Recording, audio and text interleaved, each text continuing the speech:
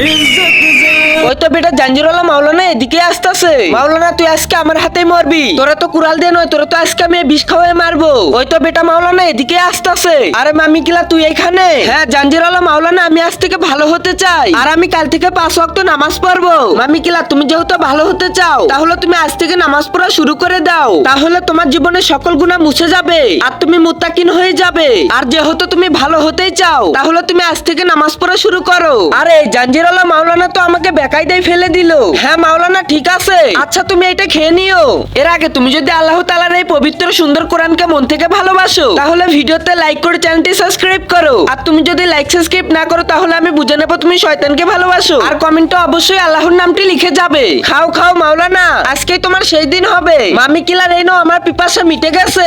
আরে আরে এটা কি হলো? জাঞ্জিরওয়ালা মাওলানার তো কিছুই হলো না, তাহলে দোকানদার আমাকে এটা কি দিলো? আচ্ছা তাহলে আমি এক কাজ করি, এটা আমি খেয়ে নেই, দেখি এটাতে কোনো সমস্যা আছে নাকি। বাঁচাও, আরে এটাতে তো আমার গলা ব্যথা করতেছে। তাহলে যাক, দিন শেষে মাম্মি কিলারটা ভালো হয়ে গেল।